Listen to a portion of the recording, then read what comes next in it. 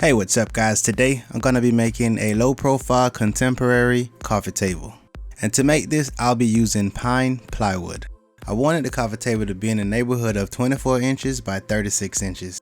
I made all my marks larger than it should be, and this way I can get the pieces down to a manageable size before I make the final cut. Then I clamped a piece of scrap wood right below the plywood so this can assist me after I make the cut.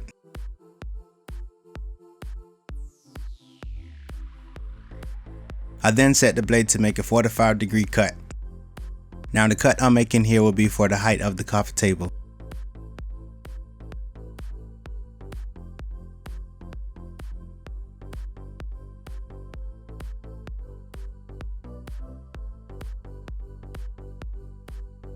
And now I'm going to make 45-degree cuts going around the perimeter of the tabletop.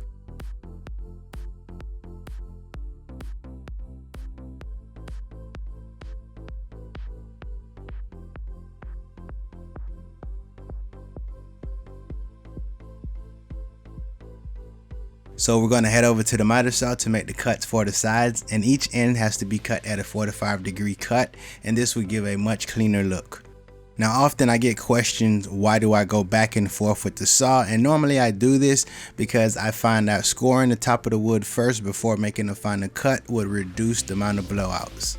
Now if measuring is not your strong point, take your previously cut wood, place it on the next piece you need to cut, and transfer the measurement that way.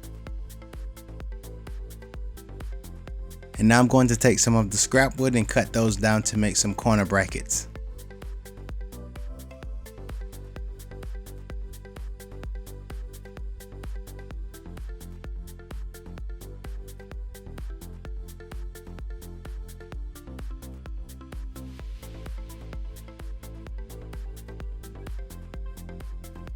To make the corner bracket, I'm going to join two pieces of wood together using nail and wood glue. Now I'm going to cut down 4 pieces of wood for each corner, which will be made to support the legs.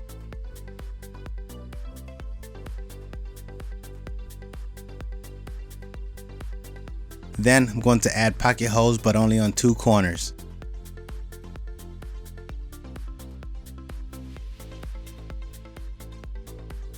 And now that all my pieces are cut, it's time to start assembling the build.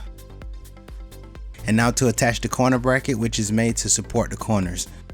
I use wood glue and then the nail gun. The nail gun is not necessary, but it helps.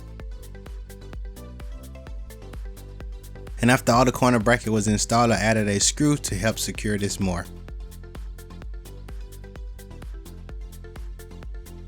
To attach the side, I use glue and brad nails.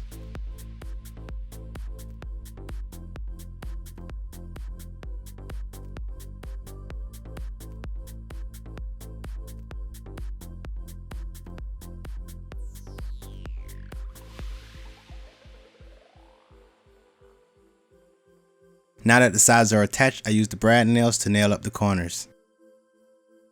And now to install the feet support, which I will do in all 4 corners.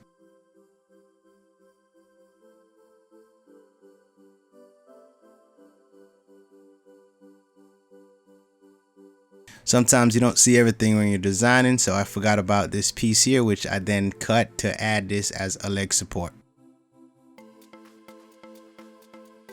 I add wood filler to cover up the nail holes and also the corner gaps. Just add as much wood filler as needed to fill in the body.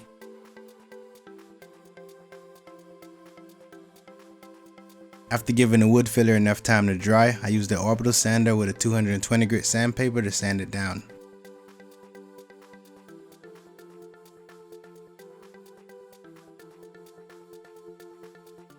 Now to put the finish on this, I'm using a high gloss white latex paint, and I originally wanted to spray this, but I'm just not set up for that at the moment.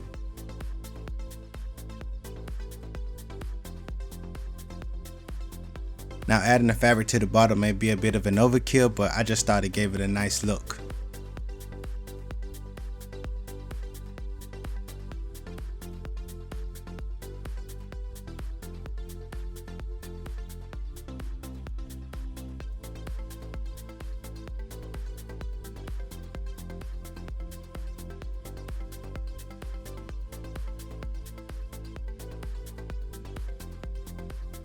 So I was looking for a set of leg that can blend in with my sectional, and these happen to be close enough, and I picked these up from Amazon, and if you're interested in these, I will have a link down in the video description.